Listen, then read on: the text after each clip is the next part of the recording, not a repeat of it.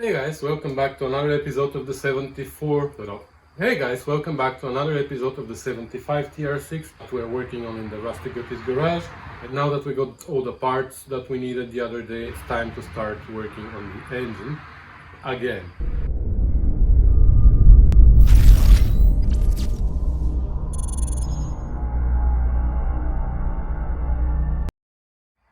So for me there was a long interruption between taking everything apart, cleaning it and painting it, and now that we got the parts. I finished that job a month ago I think, but I didn't have parts, so I had to wait, and meanwhile I did a lot of other work and I posted videos about that, but I haven't posted the videos of the engine. So for you maybe in the previous video is when I did all that work, but for me it was a long time ago, so bear with me. So we have the block on the stand, we're gonna put it in the middle of the garage and we're gonna start working on it.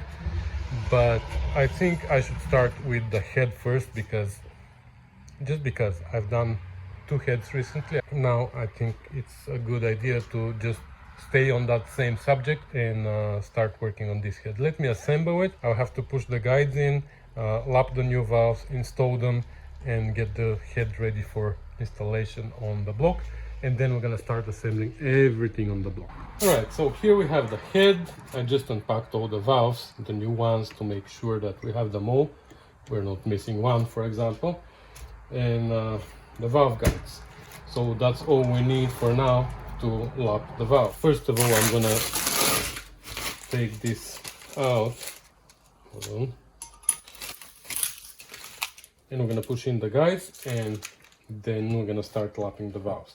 So this is a spacer. If you remember, we made a 150 thou spacer for here where the head was a little bit worn in the machine shop. When they resurfaced it, they also milled this down 150 thou compared to this one, and now I made this spacer on my lathe. The valve guides, we have two types. These are intake exhaust, because I believe they can be intake and exhaust for a Spitfire, I guess. In the head that I recently rebuilt for a Spitfire, intake and exhaust were the same, but for TR6 the intake ones are shorter and the exhaust ones are a little bit longer. So not to get confused, we're gonna do first only the exhaust, and then we're gonna do the intake. So we have a pattern here. If you look underneath, let me show you. The two end ones, this one and this one, are exhaust, and then we have intake, intake, exhaust, exhaust, intake, intake, exhaust, exhaust, intake, intake. Doesn't matter from which end we start, we have exhaust. That's where we start, and the next one is intake. I made these two on my lathe, and that's what I used to push them out. You probably watched this video. And now I'm going to use the same two to push them in, and I have this spacer which is 16 millimeters, I believe. Yep, 1608. That's going to help me stop at exactly 16 millimeters, because all the valve guides need to protrude above the head 16 millimeters or 630 thou, something like that. That's according to the manual. So let's move to the press. Okay, so we're gonna start with somewhere in the middle, because the first one over there I have to literally hold one end of the head in the air, and that's not great for tutorial. So we're gonna start with the next exhaust, which is here. So we have exhaust, intake, intake, exhaust. So we're gonna start with this one, but I don't have enough room here, and I don't want to readjust the press. Well, maybe I have enough room, because I put these pieces of wood here to protect the bottom of the head, and now this is not enough. But anyway, that's fine. We can start with this, push it down a little bit, and then put the two in.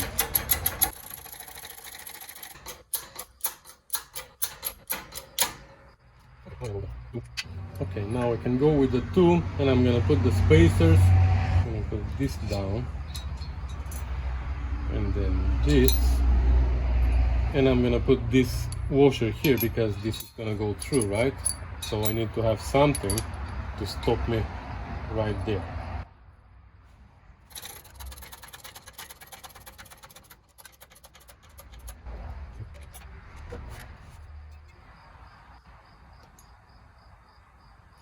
16.1. Well, that's it.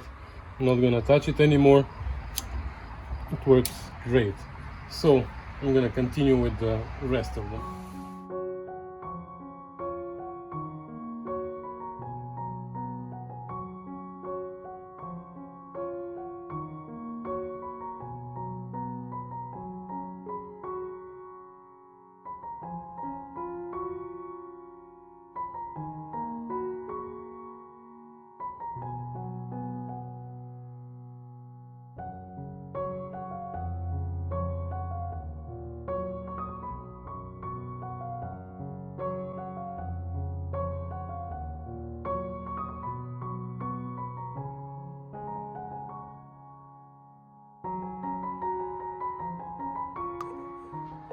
Okay, so now we are at the bottom of the head. All the valve guides are installed, and as you can see here, they are all sticking out the proper way. So now we're gonna start lapping the valves. A bit of surface rust already, eh? I'm gonna clean all that with WD-40. Anyways, with each and every one, we're gonna do a little bit of lapping, and then we're gonna take a look, and then we're gonna assess, and we're gonna decide how far we have to go. Also, for the lapping, I've recently purchased this tool, which I put on my drill, and when you turn this in one direction, the other side turns in two directions, so it mocks this motion. But I think for now I'm gonna try doing it manually. If it doesn't work manually, if it takes too long, then I'm gonna do it with the tool anyways. If you've seen too many lapping videos lately, I'm sorry. This video is for those who are watching as a series. So I use this lapping compound by Permatex. It's number 80037. Spray some WD-40 on the stem here, so it goes nice and easy through the valve guides. Like that. We're gonna spread the compound all over the place, and then we're gonna do this. Then lift, and this, lift and turn a little bit. This way, actually, when I do it manually, I can hear the sound of how it goes. Now in the beginning it goes really rough because the grinding compound is still rough, but as you keep moving, the valve pushes it out a little bit, and also it's becoming finer and finer because it's getting worn.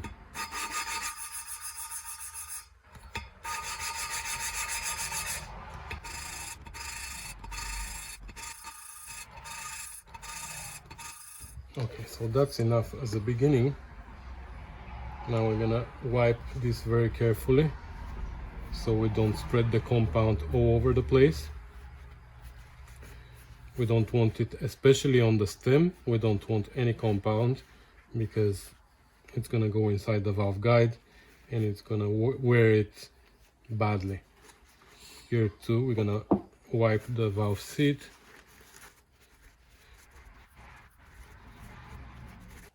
So let's take a closer look, and as you can see, there are many pits here on the valve seat, but I'm pretty sure that these are gonna go away. So we just need to keep grinding until they disappear. The valve is worn evenly all over the place, which means that the valve and the seat have the exact same angle. So I'm just gonna keep grinding here manually, and we're gonna inspect it together again.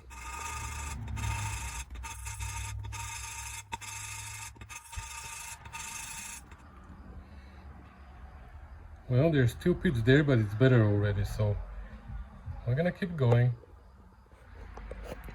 Okay, I switched to the mechanical tool. By hand it takes forever, but I tried.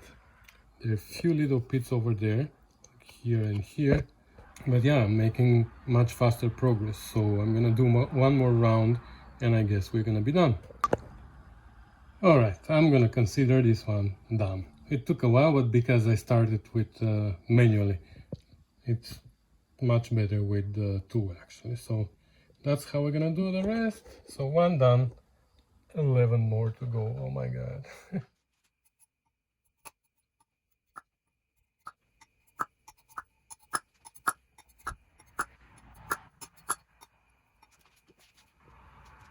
2 hours later, we are all done.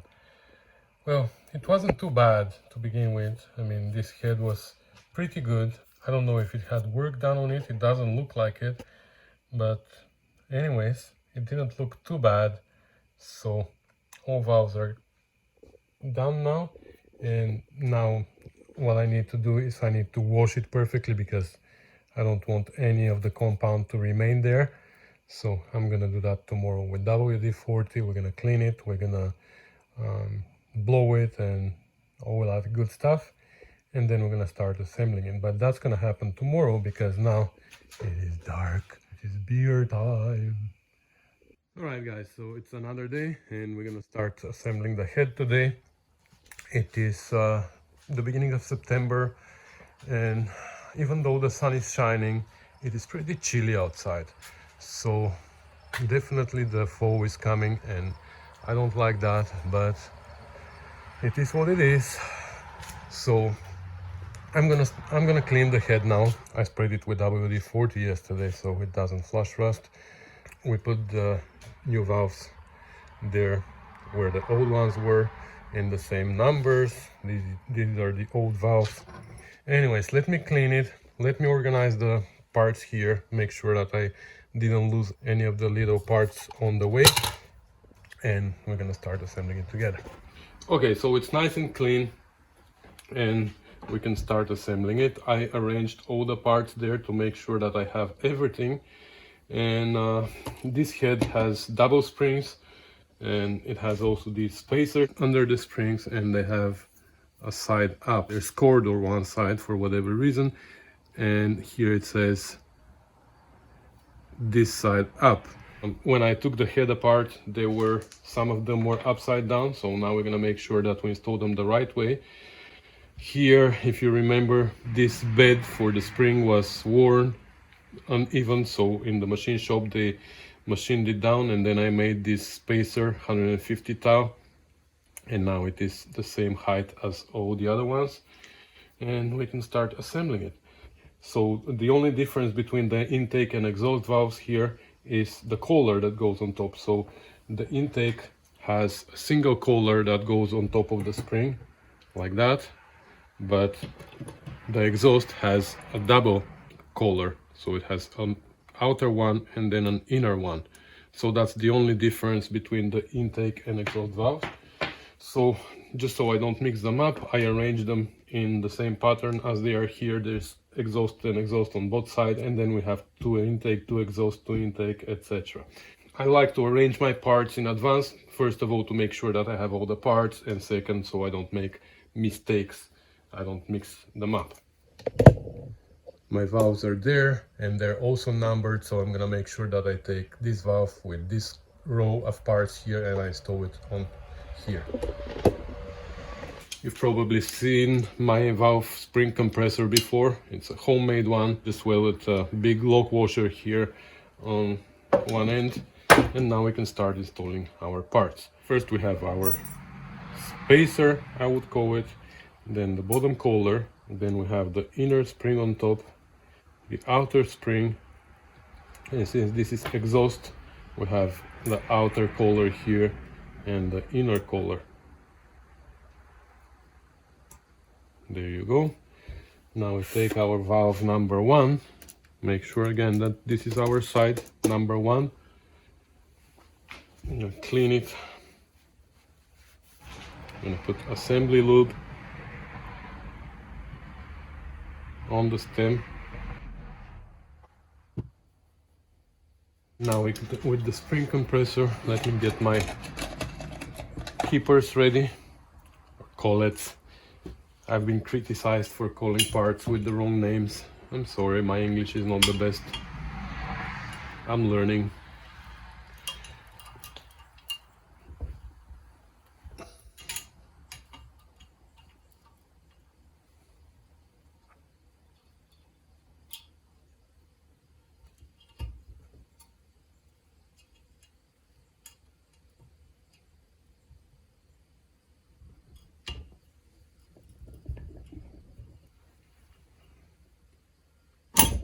And valve number 1 is installed. There you go. And in the same manner, we're gonna do all the rest. I'm not gonna hold you, or I'm just gonna play some classical music for you while I'm working.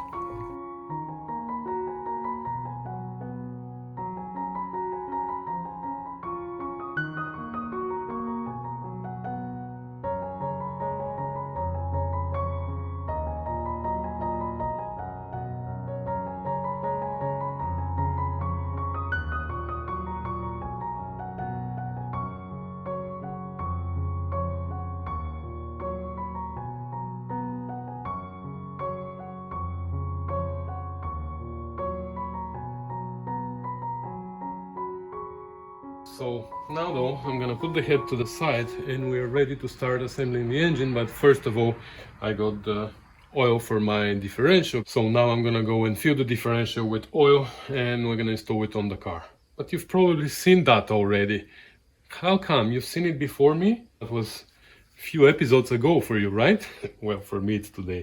Okay, so now that the head is done, the rocker shaft needs to be replaced, but that we're gonna do when the time comes to install it on the head. For now we can't install it because the studs for the head are under it, so we have to install the head on the engine and then the rocker shaft. So we're gonna leave that alone and we're gonna pull out finally that block from that corner and we're gonna prep it to start the assembling.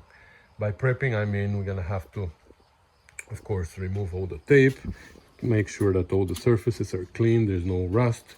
The cylinders are in a pretty good shape. They didn't surface rust because we sprayed them with WD-40. But I want to chase all the threads. I want to install the freeze plugs that we removed. There's one here that we haven't removed yet, so we have to remove this one. And once we are done with that, we're gonna start assembling. Exciting!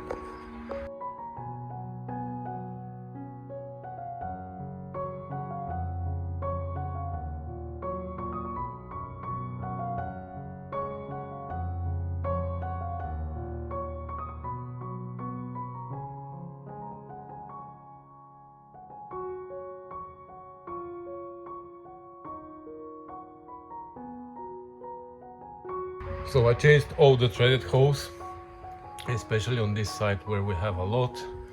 All these, the ones in the front.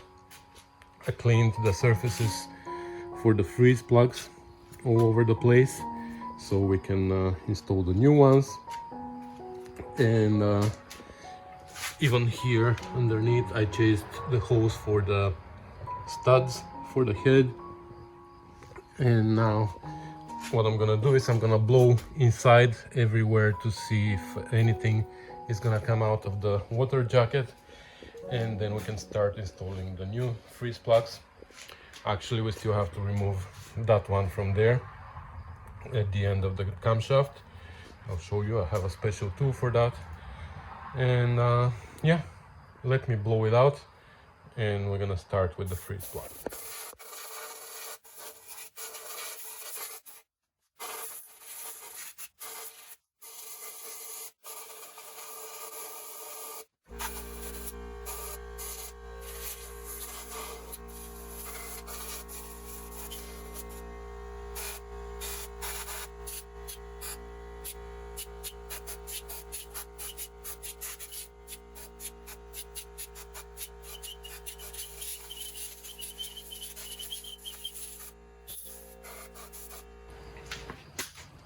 A little bit of rust came out of the water jacket, but not too bad.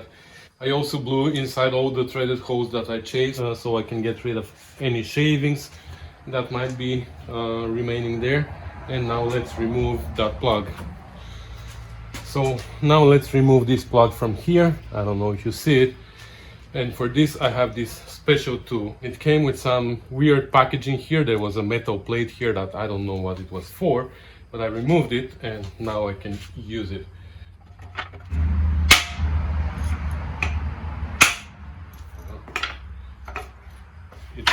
It's well in there, eh?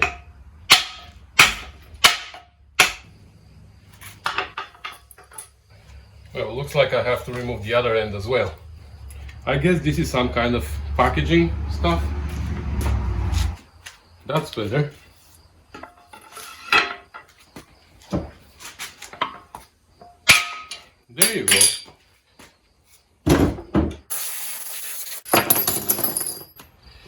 Let me divide them by size. They're divided by size here.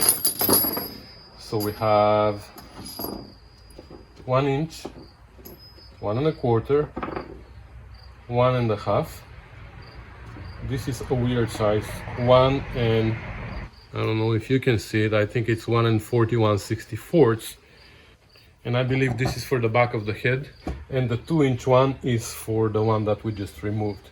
I'm gonna take what is this? A 1-inch socket. I'm gonna put it in this way, not this way, so we can push on the perimeter of the circle as far out as possible. I'm gonna make sure that the writing inside is facing the right way.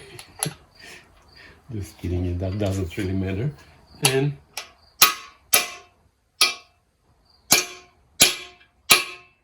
And we're gonna hammer it in until it's flush with the surface.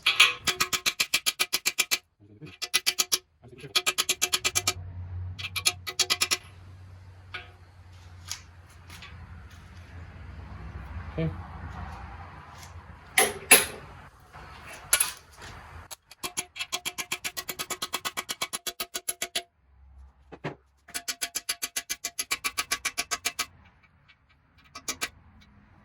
These two in particular, we need to make sure that they don't stick out even 1/1000th of an inch, because they're gonna hold our front engine plate out, and that's not good. These ones are 1 1/4, and these ones we can be brave with because they have a flange in the back.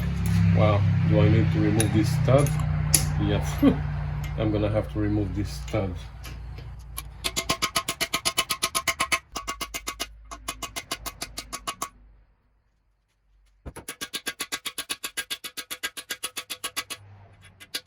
And now everything that's left is the 2-inch for here, and what do we have here? And we have 1 1/4 and 1 41/64, or whatever that is.